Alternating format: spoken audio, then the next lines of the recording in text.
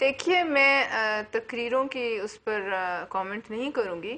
میں صرف Pakistan Peoples party کے حوالے سے کہوں گی کہ پاکستان پیپلز پارٹی افورڈ ہی نہیں کرتی کہ وہ آئین اور قانون سے الگ ہو کر کوئی سٹینس لے. جو اس میں ممبر جعلی ڈگری پر نکلا اس کو آئین، اور چاہے وہ ہمارا ممبر ہو یا چاہے وہ کسی اور پارٹی کا ممبر ہو، اس کے لیے اور تیسرا راستہ تو آئین اور قانون نے کوئی وضع نہیں کیا. اور وہ آپ نے دیکھا کہ ہمارے ممبرز بھی جو ہیں وہ ریزائن کر کے گئے. اب یہ ایک اور بات ہے اور ایک اور بحث ہے کہ وہ الیکٹیبلز ہیں اور وہ دوبارہ الیکٹ ہو کر آ گئے.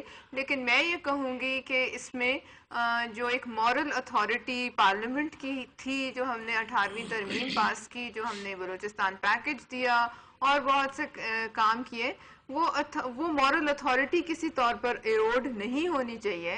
کچھ لوگوں کی جو اپنی پرسنل ان کی جو ہے حرکت کی وجہ سے. لہٰذا مجھے یہ نظر آتا ہے کہ ہم پارلیمنٹ کی مورل اتھارٹی کو اپ رائٹ رکھنے کے لیے، اور اس میں سمجھتی ہوں پیپلز پارٹی بھی کوئی ایسا رکھنا نہیں ڈالے گی. پارلیمنٹ کی مورل اتھارٹی سب سے زیادہ ضروری ہے. جب ہم کہتے ہیں پارلیمنٹ سپریم ہے تو پھر ہمیں وہاں we have to lead by example. اور جو لیڈرز پارلیمنٹ میں بیٹھے ہیں، عوام ان سے یہی توقع کرتی ہے کہ وہ ایسی ایگزامپل سیٹ کریں گے کہ اس کو فالو کیا جائے گا. لہٰذا it is a moral issue, اور کوشش یہ ہونی چاہیے کہ مورل اتھارٹی ہم اپنی ادارے کی اس کو برقرار رکھ سکیں اور محفوظ رکھ سکیں، تاکہ آئندہ کسی کو جواز نہ ملے. میں سمجھتی ہوں لوگوں میں جو ہے وہ شاید یہ بات پسند نہ کی جائے، کیونکہ ایک قانون تھا، وہ غلط تھا، وہ ایک الگ بات ہے، لیکن اس کی جو وائلیشن تھی اس میں پھر ظاہر ہے فورجری اور پرجری جو ہے وہ آ جاتی ہے. قانون کی خلاف ورزی کا کسی کو بھی نہیں، چاہے وہ عوامی نمائندہ ہو یا عوام الناس سے تعلق رکھتا ہو. ہم بات کریں گے اس پر مسلم لیگ نون کے موقف کی. یہاں پر کچھ بیانات جو کہ پیپلز پارٹی کے رہنماؤں سے جوڑے جا رہے ہیں، جو انہوں نے دیے، ان میں خاصا تضاد سا معلوم ہوتا ہے کہ کہیں پہ کہا جاتا ہے کہ جو ہے وہ ہمارا امیدوار چاہے کچھ بھی ہو جیتے گا، دوسری جانب کہا جاتا ہے کہ آئین اور قانون کی بالادستی بھی ہوگی. مسلم لیگ نون کا جو موقف ہے اور پیپلز پارٹی کا موقف، پلوشہ صاحبہ سے بات کر کے تو معلوم ہوتا ہے کہ دونوں ایک ہی جگہ پر کھڑے ہیں. آپ ایگری کرتے ہیں صدیق الفاروق صاحب اس سے؟ بہت شکریہ اسامہ جاوید صاحب. بسم اللہ الرحمن الرحیم.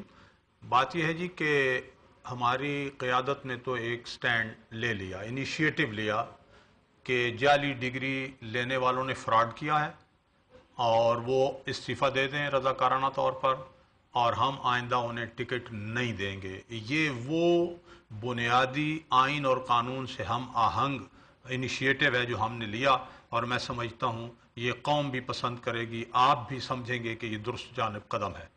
قطع نظر اس کے کہ پرویز مشرف نے کیا کیا اور کیا نہیں کیا. آخر جن لوگوں نے جعلی ڈگریاں لی ہیں انہوں نے یا رشوت دے کے لی ہیں یا ان لوگوں سے بنوائی ہیں جو جعلی پاسپورٹوں کا اور جعلی شناختی کارڈوں کا دھندا کرتے ہیں، جعلی کرنسی چھاپتے ہیں.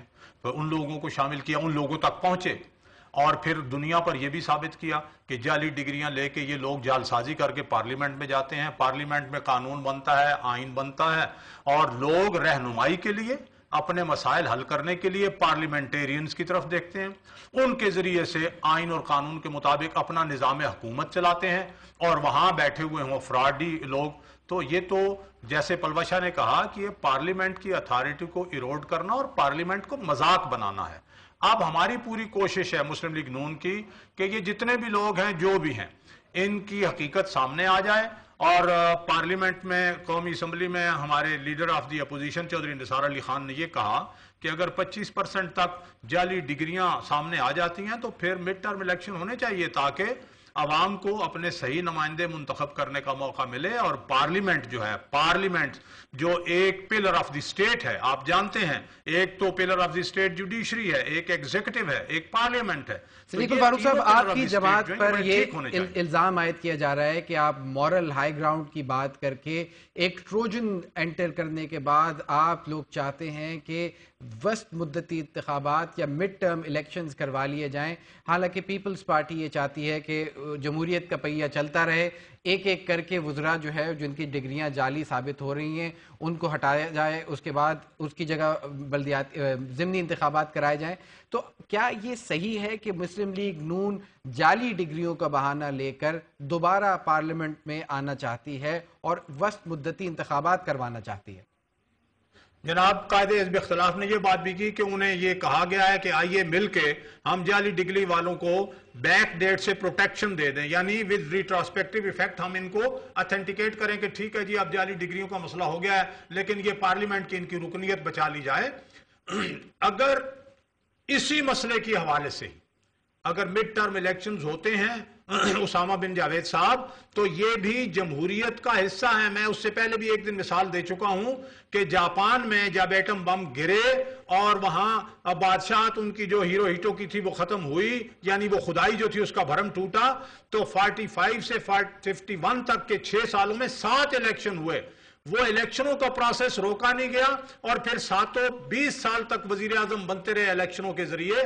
تو اگر ایک اور الیکشن ہو جاتے ہیں free and fair, Peoples Party والے بھی خوش دلی سے برداشت کریں، اگر انہوں نے کوئی خدمت کی ہے، جمہوریت جو ہے وہ اس میں یقین رکھتے ہیں تو الیکشن ہو جائیں گے، کوئی بات نہیں، صفائی ستھرائی ہو جائے گی۔ ہمیں اپنی صفوں سے ایسے لوگ جو یہ فراڈ کرتے ہیں انہیں صاف کر دینا چاہیے، خواہ پیپلز پارٹی میں ہے، نون میں ہے یا جناب علی کاف میں ہے، یہ لوگ نکلنے چاہیے۔ پارلیمنٹ کی صفائی کی اشد ضرورت ہے۔ صدیق الفاروق صاحب آپ کی بات کا ہم جواب لیں گے پلوشہ خان سے، وقت ہوا ایک مختصر سے بریک کا، ہمارے ساتھ رہیے، کچھ دیر بعد دوبارہ حاضر ہوتے ہیں۔